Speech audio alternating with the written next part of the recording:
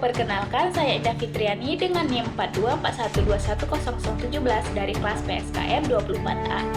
Jadi, pada kesempatan kali ini saya akan menjelaskan materi tentang Pancasila sebagai dasar nilai pengembangan ilmu pada bab 7.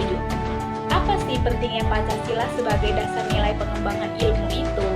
Jadi, Pancasila menjadi dasar dalam pengembangan ilmu karena memberikan landasan moral, filosofis, dan arahan bagi kegiatan ilmiah agar selaras dengan kemanusiaan, etika, serta tujuan bangsa. Pancasila penting menjadi dasar nilai pengembangan ilmu karena mengarahkan iptek agar digunakan secara bertanggung jawab dan menjunjung martabat manusia, serta memperkuat kesatuan, persatuan, dan memberi manfaat yang adil bagi masyarakat.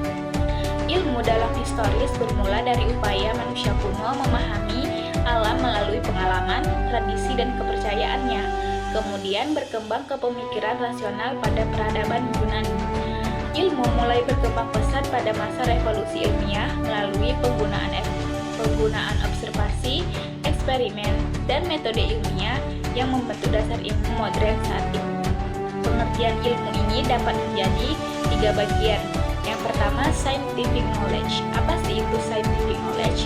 Jadi, scientific knowledge ini pengetahuan yang diperoleh melalui proses ilmiah yang sistematis, rasional, terukur, dan dapat diuji. Yang kedua ada scientific problem, persoalan yang muncul dari fenomena nyata dan memerlukan penjelasan ilmiah melalui metode ilmiah. Dan yang terakhir, mystical explanation, penjelasan fenomena yang didasarkan pada kepercayaan supranatural atau kekuatan gaib yang tidak dapat diuji secara ilmiah. Nah, dari pengertian ilmu itu terdapat juga ciri-cirinya. Ciri-ciri ilmu itu metodis dan pamrih, universal, objektif, dapat diverifikasi, progresivitas, kritis, dan dapat digunakan sebagai perwujudan. Dalam etika ilmu terdapat pilar-pilar penyangga. Apa saja sih pilar-pilar penyangga itu? Yang pertama pilar ontologi, yang kedua pilar epistemologi, dan yang ketiga itu ada pilar aksiologi. Nah, dalam etika ilmu itu juga terdapat problema.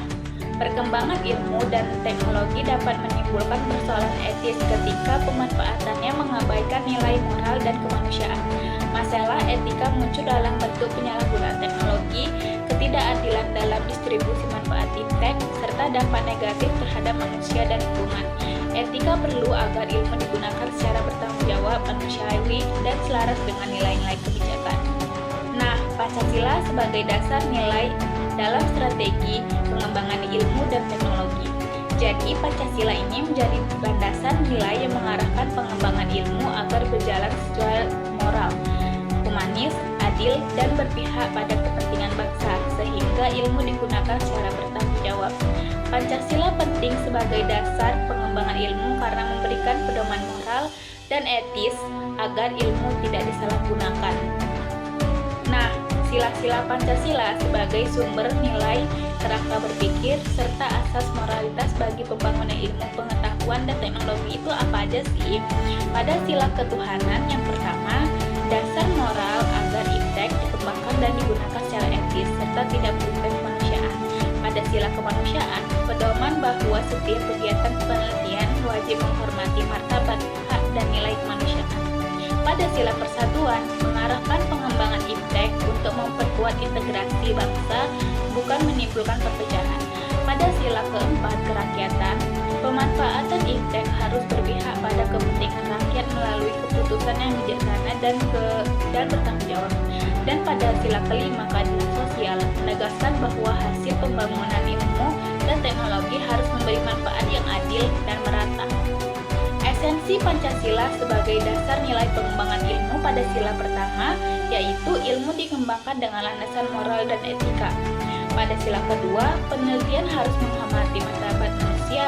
Pada sila ketiga, perkembangan ilmu mendukung integrasi bangsa. Pada sila keempat, iptek harus diarahkan bagi kepentingan rakyat melalui pertimbangan yang bijaksana dan bertanggung jawab. Dan pada sila kelima, manfaat ilmu harus dirasakan secara adil dan merata. Nah, ilmu juga memiliki visi. Visi ilmu di Indonesia yaitu teologis, etis, integral, atau integratif. Kita sebagai mahasiswa, sikap ilmiah yang harus kita terapkan yaitu tidak ada rasa pamrih, bersikap selektif, adanya rasa percaya yang layak baik, adanya sikap yang berdasar kepercayaan, memiliki sikap tidak puas terhadap penelitian, dan memiliki sikap yang etis. Nah, sekian penjelasan tentang materi ini. Sampai jumpa.